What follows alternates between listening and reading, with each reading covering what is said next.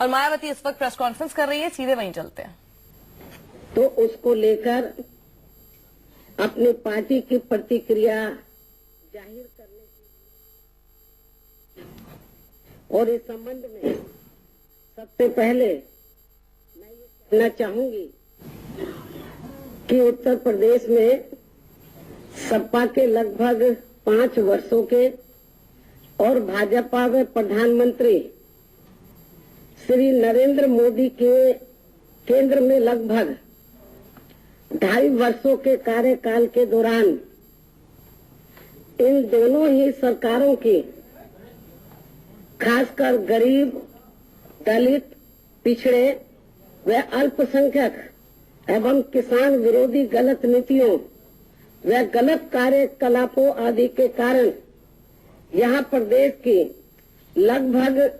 22 करोड़ आम जनता में जो व्यापक नाराजगी व आक्रोश व्याप्त है वह किसी से छिपा हुआ नहीं है। ऐसी स्थिति में बीजेपी अपने किसी भी चेहरे को प्रदेश के मुख्यमंत्री के रूप में पेश करने की अभी तक भी हिम्मत नहीं जुटा पा रही है। तो वहीं दूसरी तरफ सपा के वर्तमान मुख्यमंत्री पद का चेहरा जो अपनी सरकार में शुरू से ही यहाँ प्रदेश में खासकर कानून व्यवस्था व अपराध नियंत्रण के मामले में दागी चेहरा रहा है, जबकि ऐसे दागी चेहरे को आम जनता अक्सर पसंद नहीं करती है। लेकिन अब ऐसी स्थिति में प्रदेश की आम जनता को ये तय करना है कि वे वर्तमान सपा सरकार के ऐसे मुखिया व दागी चेहरे को जो प्रदेश में खासकर कानून व्यवस्था व अपराध नियंत्रण के मामले में शुरू से ही यहाँ अराजक, आपराधिक, भ्रष्ट, सांप्रदायिक व जंगल राज का प्रतीक रहा है, क्या उसको अपना वोट देंगे? क्या प्रदेश की जनता ऐसे दागी चेहरे को अपना वोट देगी, या फिर इनके ऐसे इस राज को खत्म करने वाली, या फिर इनके ऐसे इस जंगल राज को व सांप्रदायिक राज को, अराजक व आपराधिक राज को खत्म करने वाली बीएसपी के बेदागी चेहरे को अपना वोट देंगे? और अब इसका सही फैसला उनके जंगल राज वाली ही हुकूमत रही, जिस कारण कि इस बारे में सच्चाई लोगों के सामने यही है कि प्रदेश की वर्तमान सपा सरकार में शुरू से ही यहाँ कर चोरी, डकैती, लूटमार, फिरौती, अपहरण, महिला उत्पीड़न व शोषण, गुंडा टैक्स, सरेआम गुंडागर्दी, सरकारी व गैर सरकारी जमीनों पर जबरन अवैध कब्जे व सांप्रदायिक दंगे एवं तनाव आदि की घटनाएं काफी चरम सीमा पर रही हैं। यही कारण है कि इस दौरान मुजफ्फरनगर भीषण सांप्रदायिक दंगे सहित पूरे उत्तर प्रदेश में अब तक लगभग 500 छोटे बड़े दंगे आदि हुए। दादरी की दर्दनाक घटना घटी, मथुरा के जवाहर बाग का खूनी संघर्ष कांड हुआ जिसमें एक पुलिस अधिकारी की जान तक भी चली गई। बुलंदशहर का शर्मनाक बलात्कार कांड हुआ आदि ये कुछ खास घटनाएं हैं। इस प्रकार से कुल मिलाकर सपा सरकार में पूरे प्रदेश भर में हर तरफ व हर स्तर पर असुरक्षा व आतंक का माहौल हावी रहा है, जिस पर पर्दा डालने के लिए ही सपा के पूर्व प्रमुख श्री मुलायम सिंह यादव यहाँ अपने पुत्र मोह के कारण पिछले कुछ महीनों से किस्म किस्म की नाटकबाजी आदि लगातार करते रहे हैं, ताकि अपने पुत्र की सरकार की यहाँ सभी कमियों व घोर विफलताओं के गहरे धब्बों व दागों पर से लोगों का ध्यान बांटा जा सके, और जिसके लिए इन्होंने एक सोची समझी रणनीति के तहत ही अपने सगे भाई शिवपाल यादव तक को भी बलि का बकरा बना दिया है, जिसकी आशंका श्री मुलायम सिंह यादव के स्वभाव को देखते हुए सभी को पहले से यहाँ बनी हुई थी। लेकिन सपा परिवार की इस प्रकार की नाटकबाजी व ड्रामेबाजी के अंत में व ठीक चुनाव के समय में कांग्रेस पार्टी का भी असली व घोर स्वार्थी चेहरा भी बेनकाब होकर अब जनता के सामने आ गया है, और अब इस पार्टी ने सपा सरकार के इस दागी चेहरे के आगे नतमस्तक होकर इनके साथ अपना गठबंधन करना भी स्वीकार कर लिया है। वो नहीं हुआ गठबंधन एक अलग चीज है, लेकिन इन्होंने अपना गठबंधन करना भी स्वीकार कर लिया है। और ऐसा करके अब कांग्रेस पार्टी के सर्वोच्च नेतृत्व ने ये प्रमाणित कर दिया है कि उत्तर प्रदेश में ये पार्टी पूरी तरह से ऑक्सीजन पर ही है। और वैसे भी ये हकीकत ही है कि उत्तर प्रदेश में कांग्रेस पार्टी की इस समय हालत इतनी ज्यादा खराब हो चुकी है कि अब उसके राष्ट्रीय नेताओं को अपनी रथ यात्रा व खाट सभा आदि के ये कार्यक्रम करने के बावजूद भी उन्हें यहाँ प्रदेश में विधानसभा के लिए हो रहे आम चुनाव में अपने प्रत्याशी तक भी आसानी से खड़े करने के लिए नहीं मिल पा रहे।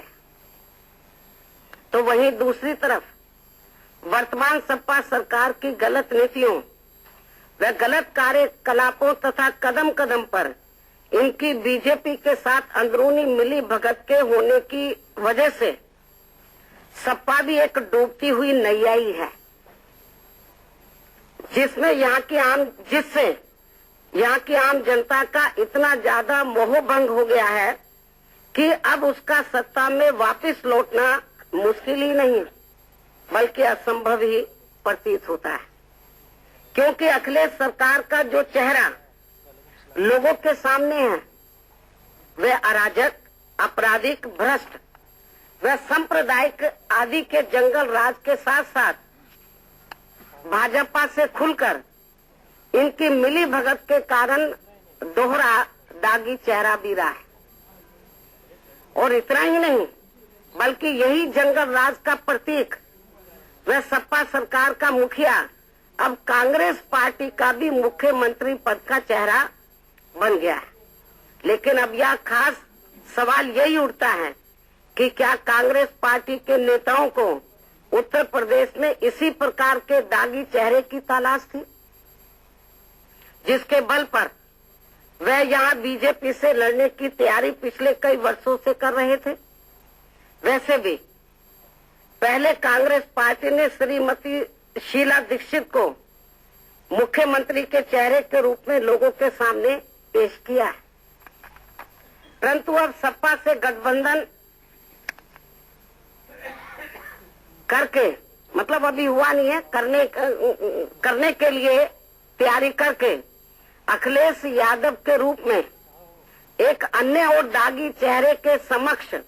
कांग्रेस पार्टी ने पूरी तरह से अपने घुटने ही टेक दिए हैं। हालांकि इस बारे में ये जग जाहिर है कि बिहार में तो श्री नीतीश कुमार ने कांग्रेस पार्टी की नैया को किसी प्रकार से वहां पार लगा दिया था, परंतु अब यहाँ उत्तर प्रदेश में कांग्रेस पार्टी का इतना ज्यादा दिवालियापन हो जाएगा, ये आजकल आम चर्चा का विषय जरूर बन गया है। और अब ये सवाल आम तौर पर उठने लगा है कि कांग्रेस पार्टी प्रदेश की खासकर धर्मनिरपेक्ष व गैर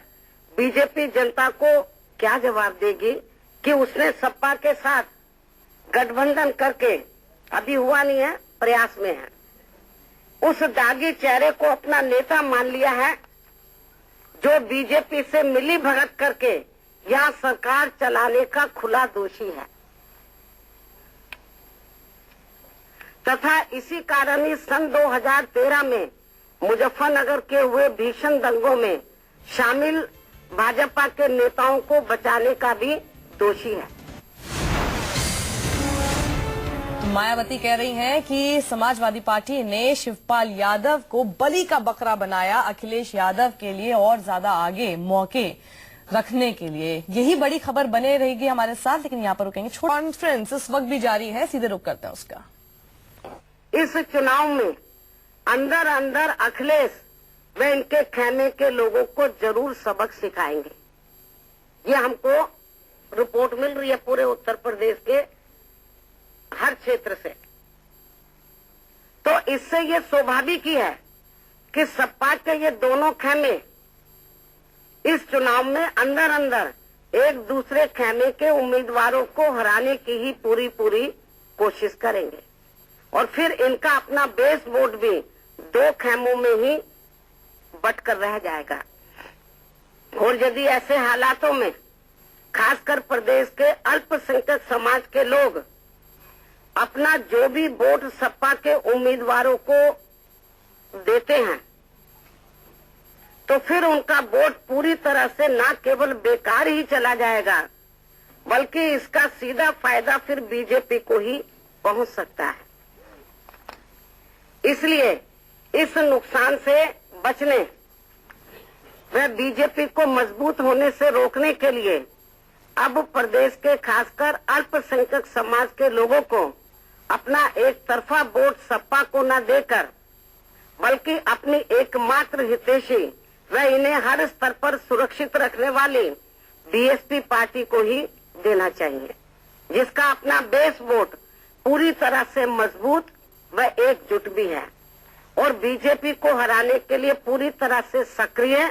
व तत्पर भी है। अर्थात इनका ये वोट सपा की तरह दो खेमों में बंटकर इधर उधर कतई भी जाने वाला नहीं है और फिर इस वोट में अल्पसंख्यक समाज का भी वोट जुड़ जाने से तब फिर यहाँ बीजेपी को इसका जबरदस्त नुकसान पहुंचेगा। और इसके साथ ही बीजेपी द्वारा अपने नफे नुकसान को देखकर वे अंदर अंदर सपा को आगे करके जो इनका कांग्रेस पार्टी के साथ चुनावी गठबंधन करवाया जा रहा है तो फिर उनका ये पूरा गेम प्लान भी पूरी तरह से फेल ही हो जाएगा और फिर बीजेपी यहाँ किसी भी कीमत पर सत्ता में आसीन नहीं हो सकती है। और वैसे भी बीजेपी वे प्रधानमंत्री श्री नरेंद्र मोदी व इनकी केंद्र की सरकार के वर्तमान में चल रहे अहंकारी व तानाशाही वाले रवैये पर लगाम लगाने के लिए ये भी जरूरी है कि प्रदेश में खासकर यह अल्पसंख्यक समाज के लोग एक तरफा अपना वोट अपनी एकमात्र हितैषी पार्टी बीएसपी को ही दें, जो ये पार्टी बीजेपी को यहाँ प्रदेश की सत्ता में आने से रोक सकती है। और वैसे भी ये सर्वविदित है कि वर्तमान में बीजेपी की हालत यहाँ प्रदेश में काफी ज्यादा खराब है और अब उनके नेतागण अपनी मजबूती के लिए चाहे लाख डंका पीटे, अपनी मजबूती के चाहे लाख डंका पीटे, परंतु उनके कार्यकर्ताओं में जोश व दिलचस्पी का अभाव हर तरफ साफ तौर से झलकता है, क्योंकि उन्हें पूरी तरह से ये मालूम है कि बीजेपी व इनके पीएम पद के उम्मीदवार श्री नरेंद्र मोदी ने सन 2014 में लोकसभा के हुए आम चुनाव के समय में अपने किए गए प्रलोभन भरे अनेकों चुनावी वायदों में से सरकार बनने के बाद अपने किए गए प्रलोभन भरे अनेकों चुनावी वायदों में से इन्होंने लगभग 1/4 वायदे भी अभी तक पूरे नहीं किए।